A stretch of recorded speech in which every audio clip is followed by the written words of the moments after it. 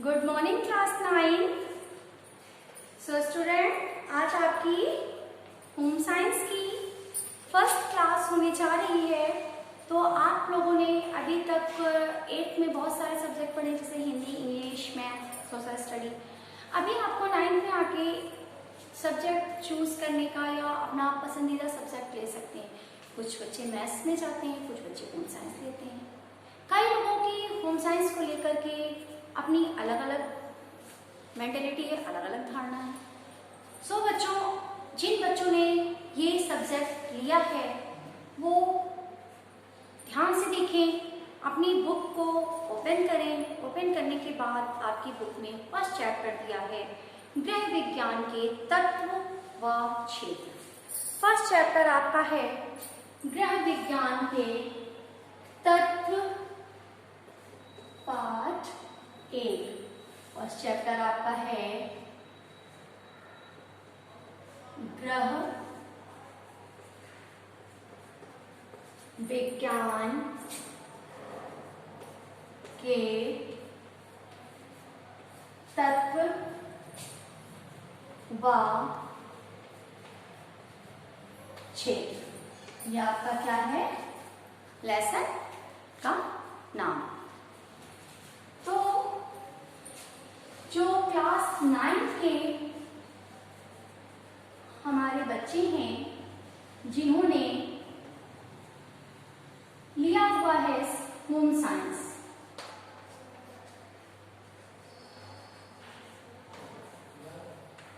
तो वो अपनी बुक को ओपन करें। सो गृह विज्ञान है क्या? चैप्टर आपने लिया, आपने सब्जेक्ट लिया, कुछ सोच समझ के लिया होगा।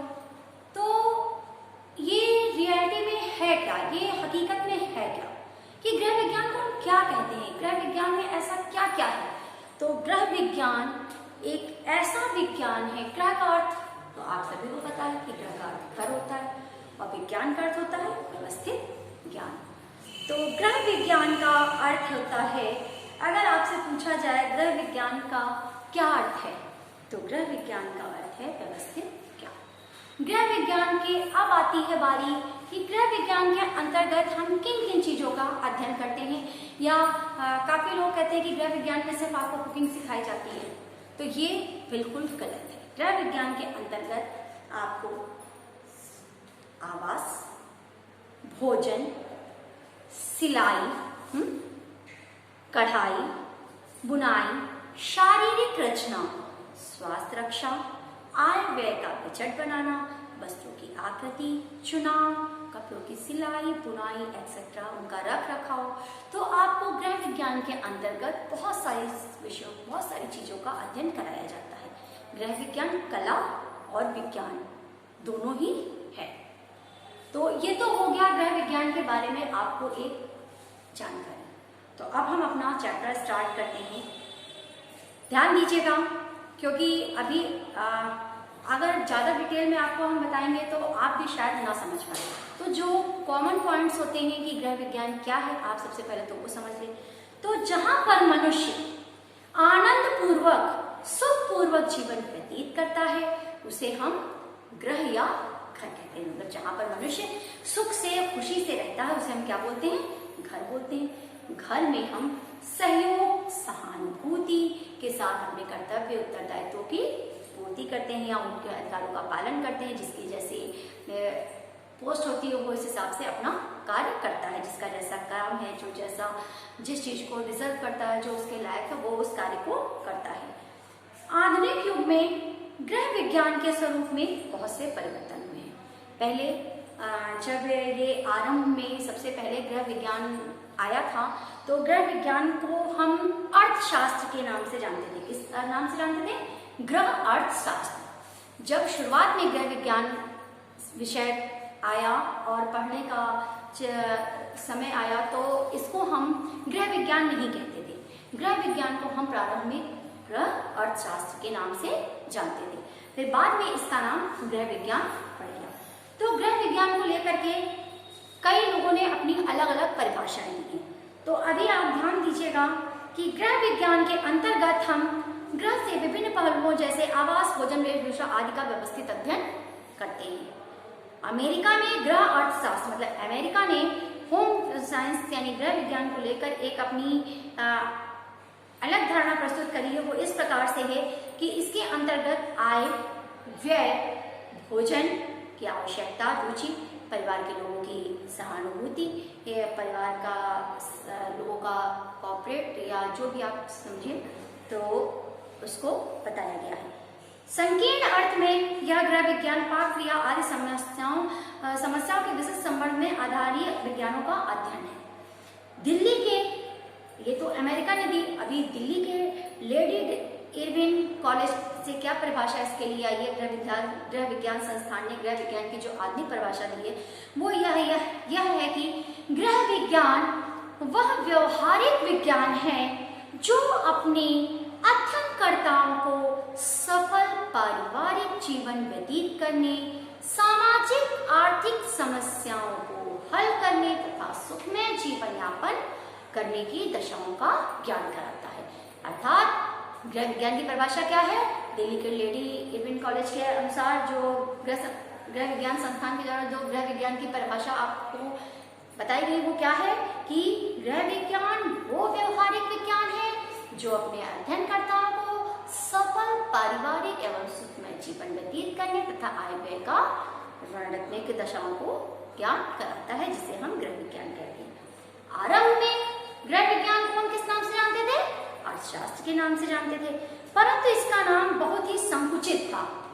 मतलब गृह विज्ञान, ये गृह अर्थशास्त्र इतना समय तक छोटा था कि उसका बहुत ज्यादा प्रचार प्रसार नहीं था, तो एक बहुत ही छोटा सा रहा था। आज इसके विस्तृत क्षेत्र के कारण इसका नाम, आज गृह विज्ञान का नाम इतना ज्यादा हो गया है कि इसको इसका प्रचार प्रसार बहुत ज्यादा है, इसका नाम बदलकर क्या किया गया? गृह विज्ञान। इसे निम्न प्रकार से परिभाषित किया जाता है। गृह विज्ञान आपको बताया दो शब्दों से मिलकर बना है, गृह और विज्ञान। गृह का अर्थ गृह का अर्थ घर अथवा विज्ञान का अर्थ व्यवस्थित ज्ञान है। अर्थात गृह विज्ञान वो व्यवहारिक विज्ञान है जिसके द्वारा हम सफल सुखमय पारिवारिक जीवन व्यतीत करने के बारे में हमें जानकारी दी जाती है।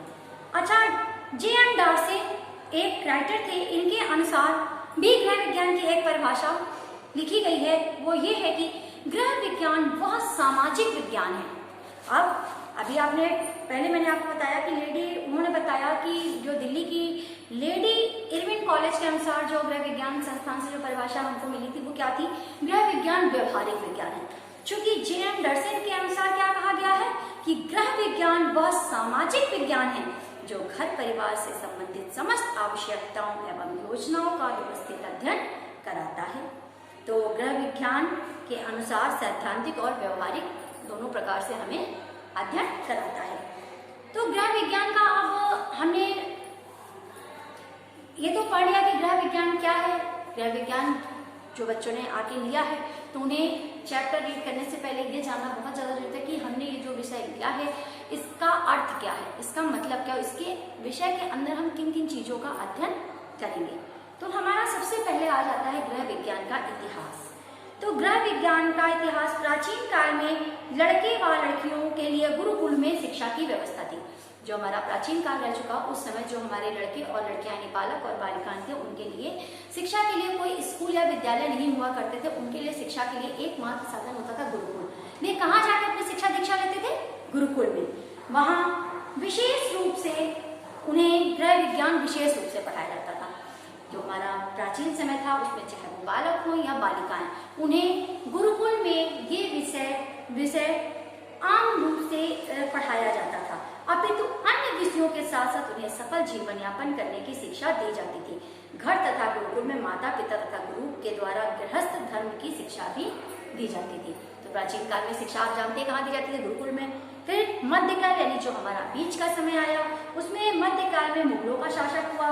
पर्दा प्रथा जब मुगल का शासक था, मुगल कालीन साम्राज्य आपने इतिहास में पढ़ा होगा सोशल स्टडी में, तो जब वो साम्राज्य आया तो उस पीरियड में हमारी कल्चर में पर्दा प्रथा प्रचलित थी, जिसके कारण बालिकाओं को घर पे ही रहना होता था, उनकी शिक्षा दीक्षा पर रोक था, जिस कारण उन्हें सिलाई कढ़ाई बुनाई इसी तरह से शिक्षा दी जाती थी, बाकी उन्हें और कोई शिक्षा ग्रहण नहीं मिल पाती थी। आधुनिक युग में मुगल शासक के बाद बाद आधुनिक युग में भारत में अंग्रेजों का आगमन हुआ, जिन्होंने भारत में ब्रिटिश शिक्षा पद्धति का प्रचार और प्रसार किया। अंग्रेजी के सुधारवादी दृष्टिकोण के कारण बालिकाओं के अलग अलग विद्यालयों की व्यवस्था की जाने लगी। समय समय पर अंग्रेजों ने शिक्षा आयोग का गठन भी किया, जिसमें भारत में बालिकाओं की शिक्षा का ओर विशेष ध्यान दिया। लेकिन जब हमारा अंग्रेजी शासनकाल आया तो उसमें बालिकाओं को शिक्षा को लेकर विशेष ध्यान दिया जाने लगा। उन्होंने अपनी रिपोर्ट में गृह विज्ञान विषय बालिकाओं के लिए अनिवार्य बताया। जो मतलब देखिए, आप जान सकते हो कि जो गृह विज्ञान का हमारा इतिहास है, कोई भी चीज़ होता है तो उसका एक बैकग्राउंड होता है। तो ये विषय कहाँ से उत्पन्न हुआ, इसका क्या इतिहास है, इसका बैकग्राउंड क्या है, तो इसमें आप देखते हैं प्राचीन काल था, वहाँ ये गुरुकुल में शिक्षा दी जाती थी, तो ये दोनों के लिए अति आवश्यक थी। फिर ये आई आपके मध्यकाल में, तो यहाँ मुगल शासनकालीन था, तो यहाँ पर्दा प्रथा थी, जिस कारण बालिकाओं को ये शिक्षा घर पर ही रहकर लेनी थी। फिर अंग्रेजी शासनकाल आया तो वहाँ पर इस पर विशेष ध्यान दिया जाने लगा। स्वतंत्रता के पश्चात गृह विज्ञान की शिक्षा भारत के विभिन्न विद्यालयों में दी जाने लगी। गृह विज्ञान का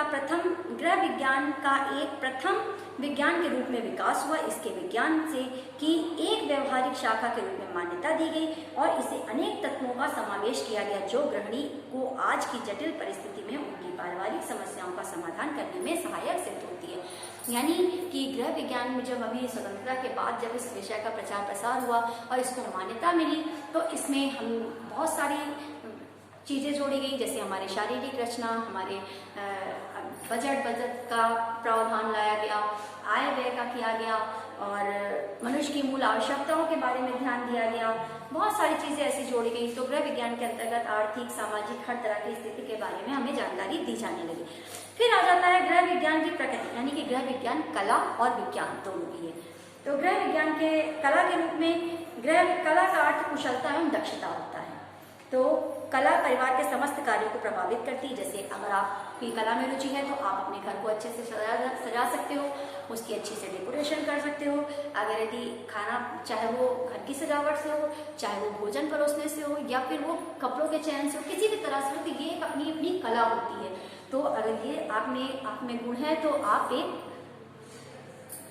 सफल व्यक्ति बन सकते हो। फिर आता है विज्ञान के रूप में। विज्ञान का अर्थ होता है विशिष्ट ज्ञान। विज्ञान कार्य एवं कारण के संबंधों की व्याख्या करता है। इसमें पाक विज्ञान, शरीर रचना, वस्त्र विज्ञान, स्वास्थ्य विज्ञान, तो जो हमारा विज्ञान जब आ जाता है, गृह कला, मैंने बताया ना गृह विज्ञान कला और विज्ञान दोनों ही है। तो कला के बारे में तो ये सारी कला आ गई, पर विज्ञान में आपका क्या क्या आता है? विज्ञान में आपका आता है शारीरिक रचना, स्वास्थ्य रचना, वस्त्र विज्ञान। तो इस तरह से आप विज्ञान में इन चीजों का अध्ययन करते हो। फिर आता है गृह विज्ञान के विषय का क्षेत्र, यानी गृह विज्ञान कितना व्यापक है। तो सबसे पहले इसमें आता है आपका गृह व्यवस्था। गृह व्यवस्था के विषय के अंतर्गत घर का चुनाव, सबसे पहले आपका आता है घर का चुनाव कि आपने किस तरह से घर का चुनाव किया है, उसकी सजावट, आय व्यय में संतुलन, बचत का बजट या घाटे का बजट, आप किस तरह का बजट बनाते हो। फिर आपका सेकंड आ जाता है शरीर रचना, यानी क्रिया विज्ञान। गृह विज्ञान के अंदर शरीर का संगठन, बनावट, अंगों के कार्य, सीमाओं का ज्ञान कराया जाता है।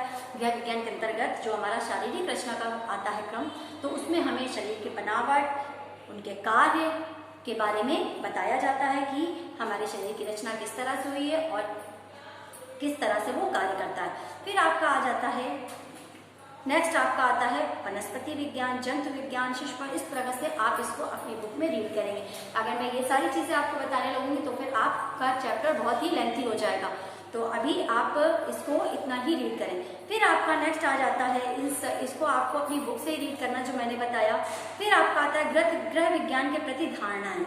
तो गृह विज्ञान वह प्रबंध है जहाँ पर अर्थव्यवस्था, संतुलन, रहन सहन, ये सारी चीजें आपको सिखाई जाती हैं व्यक्तिगत नेतृत्व से। गृह विज्ञान में ऐसा भी समझा जाता है कि घर की जिम्मेदारी केवल गृहिणी के हाथों में ही होती है, लेकिन यह सत्य नहीं है। गृह विज्ञान का नेतृत्व सामूहिक होता है, क्योंकि अकेला चना बाढ़ नहीं फोड़ सकता। इसलिए परिवार के प्रत्येक सदस्यों की भूमिका महत्वपूर्ण होती है। यदि घर के व्यक्ति गृहिणी के साथ सहयोग नहीं करेंगे, घर में अनेक दुर्भावनाओं का जन्म होता है। माता पिता से लेकर बूढ़े सभी अपने परिवार में महत्वपूर्ण, इस घर में परिवार में बहुत सारे सदस्य होते हैं, बूढ़े बुजुर्ग भी होते हैं, बच्चे भी होते हैं, वयस्क भी होते हैं, शिशु भी होते हैं। तो हर एक अपनी अलग जगह रखता है, हर एक की अपनी जगह होती है। तो इसलिए हमें सभी की सुख सुविधाओं का ध्यान रखना चाहिए। फिर आता है गृह विज्ञान का उद्देश्य, कि गृह विज्ञान का उद्देश्य क्या है। तो गृह विज्ञान का सिर्फ आपको लिए ये उद्देश्य है कि मितव्ययिता की भावना को विकसित करना, कि मितव्ययिता की भावना आप में विकसित हो, सौंदर्यात्मक ज्ञान की वृद्धि हो, आप अच्छे से जो भी ज्ञान कर रहे हो उसको अच्छे से दूसरे के सामने रख सकें। फिर आपका आ जाता है समय का सदुपयोग, कि हमें समय का सदुपयोग किस तरह से करना चाहिए। आप खाली हैं, खाली दिमाग शैतान का घर होता है, तो अगर आप खाली हैं तो आप अगर आपके अंदर कला है तो आप उसका उपयोग कर सकते हो किसी भी काम में। जरूरी थोड़ी ना कि आप जाकर के किचन का ही काम करिए, आप पढ़ाई में, मैथ्स में, साइंस में, आप किसी में भी अपना समय का सदुपयोग कर सकते हो। नहीं है आप फ्री टाइम हो, आप अपना टाइम टेबल बना लीजिए कि कोई भी वर्क टाइम टेबल के हिसाब से अगर किया जाता है तो उसमें ज्यादा सक्सेस मिलती है। फिर आपका आता है आदर्श गुणों का विकास। जब आप समय का सदुपयोग करना सीख जाते हो तो आपके अंदर आदर्श गुणों का विकास होता है, यानी अच्छे अच्छे गुण आपके अंदर आने। जब आपने एक बार अपने माइंड को चलाना शुरू कर दिया तो फिर आपके अंदर ऑटोमेटिक फिर वो जैसी आपकी थिंकिंग होगी, जैसी आपकी सोच होगी, वैसी ही आपकी भावना भी हो जाती है। फिर आता है व्यर्थ की वस्तुओं का सदुपयोग, यानी वेस्ट मटेरियल। जो खराब चीजें पड़ी हैं, आप खाली हो, आपने उससे कोई नई चीज बना ली, तो ये हो जाता है आपका व्यर्थ की वस्तुओं का सदुपयोग। फिर आता है ग्रह के प्रति कर्तव्य उत्तरदायित्व की भावना। तो घर के प्रति आपका क्या कर्तव्य है, सबकी क्या भावना है, तो इस पर आपको ध्यान। आधुनिक उपकरणों का ज्ञान हम देख लें, आजकल बहुत सारी नई नई चीजें आ गई हैं जो प्राचीन काल में नहीं थी। प्राचीन काल में तो लोग चूल्हे में खाना बनाते थे, जमीन में बैठ के देसी शैली के में सारी चीज होती थी, लेकिन अभी विदेशी शैली है, लोगों के यहाँ हर तकनीक बदल चुकी है। तो आपको अगर हर उपकरण की जानकारी होगी तभी आप उस चीज का यूज कर सकोगे। तो हमें जो आधुनिक उपकरण है, जैसे फ्रिज है, कूलर है, टीवी है या एसी है, कोई भी चीज है, ओवन है, तो हमें इन चीजों की जानकारी करनी चाहिए कि हमें उनकी कैसे देखभाल करनी है, उनकी देखरेख कैसे करनी है। अब कोई भी चीज होगी, अगर आप उसे अनयूज मतलब बिल्कुल कायदे से ना करके बिल्कुल वैज्ञानिक तरीके से आपने किया, उसका यूज किया, अब वो पड़ी हुई है, मिक्सी है, आपने चलाया, स्विच ऑन है, उसको आपने ऐसे ही छोड़ दिया, तो वो जाम हो जाएगी। लेकिन अगर भी आप उसको यूज कर रहे हो, उसकी प्रॉपर सफाई कर रहे हो, तो मैंने एक एग्जाम्पल बताया है, तो इस तरह से आप उपकरणों की देखभाल कर सकते हो। फिर आता है अनेक व्यवसाय का ज्ञान रखना, कि जब आप ये सब करने लगते हो तो आपको ये ध्यान आ जाता है कि किस तरह से आप हर चीज का ध्यान रख सकते हो, कि आप जो मेन मुखिया होता है उसके ऊपर काफी चीज में। तो इसके बाद आता है आपका गृह विज्ञान के अध्ययन से लाभ। जब आप ये विषय पढ़ने लगते हो, इसकी जानकारी आपको हो जाती है, तो इससे आपको क्या क्या लाभ होते हैं, गृह विज्ञान के अध्ययन से आपको क्या लाभ होते हैं, तो वो आप ध्यान दीजिएगा सभी। तो सबसे पहला लाभ जो होता है, परिवार के सभी सदस्यों की उनकी आवश्यकताओं के अनुसार संतुलित आहार प्रदान करना। यानी परिवार में जितने भी सदस्य हैं उनकी आवश्यकताओं के अनुसार, कि किसकी एक बच्चा होता है तो उसकी आवश्यकता, उसकी डाइट कम होती है, लेकिन अगर बड़ा है तो उसकी डाइट ज्यादा है, बुजुर्ग है तो उसके उस हिसाब से, तो हमें उनकी संतुलित आहार का ध्यान रखना पड़ता है। फिर भोज्य पदार्थों को उचित विधियों से पकाने का तरीका। कोई कोई चीज ऐसी होती है कि आपको भाप में पकानी है, कोई तलना है, कोई भूनना है, तो इन चीजों की आपको जानकारी मिले, किस तरह से आप भोजन को बनाएं कि वो भोजन पौष्टिक और कैसा हो, ताकतवर हो। थर्ड आता है फल और सब्जियों का संरक्षण, कि फल सब्जियों को आप किस तरह से लंबे समय तक अच्छे से रख सकते। आता है परिवार में बनाए जाने वाले पर्वों और उत्सवों के नाना प्रकार के। जब परिवार में उत्सव या त्यौहार आते हैं तो बहुत सारे पकवान बनते हैं, तो उसकी जानकारी आपको होनी चाहिए कि हमें इस त्यौहार में क्या बनाना है, और बनाना है तो इसे कैसे बनाना है। फिर आता है आपका घर के सभी कार्यों को सुव्यवस्थित ढंग से संचालित करना, जिससे आपसी वातावरण में सुखद और प्रेम बना रहे। जो टाइम टेबल, मैंने क्या बोला, टाइम टेबल, कोई भी चीज हो, चाहे वो स्कूल हो चाहे वो घर हो, अगर आप टाइम टेबल बना के कार्य करते हैं तो आप सभी की आवश्यकताओं की पूर्ति कर सकते हैं और किसी को आपसे शिकायत का भी मौका नहीं होगा, और आप संचालन घर का अच्छे से कर सकोगे, और घर का जो माहौल होगा, जो वातावरण होगा, वो सुखमय होगा। फिर आपका आता है संग्रहित भोज्य पदार्थों में जीवाणु, जंतु, कीटाणु नष्ट करने वाले, जिससे आपने स्टोर करके कोई सामान रखा तो वो कैसे आप जीवों को, जीवाणु को लगने से बचा सकते हैं। पारिवारिक संसाधनों का उचित एवं अधिकतम उपयोग करना, यानी जो भी आपके घर में व्यवस्था है उसे आप किस तरह से कर सकते हैं। आपका घर की स्वच्छता सफाई को ध्यान रखना, साज सज्जा को ध्यान रखना, बच्चों का सर्वांगीण विकास, इस तरह से आपको बहुत, इसमें 19 पॉइंट्स आपकी बुक में दिए हैं, आप इसे अपने से स्वयं से इसे रीड करिएगा। तो इस तरह से आपका फर्स्ट चैप्टर जो था, तो इसमें आपको गृह विज्ञान के बारे में बताया कि गृह विज्ञान क्या है, किन शब्दों से मिलकर बना है, ध्यान दीजिएगा बात पे, गृह विज्ञान क्या है, किन शब्दों से मिलकर बना है, इसका कहा प्राचीन काल में इसे हम आरंभ में क्या कहते थे, फिर गृह विज्ञान का नाम कैसे बदला, इसका अध्ययन गृह विज्ञान कला और विज्ञान है या नहीं, इसकी व्यापक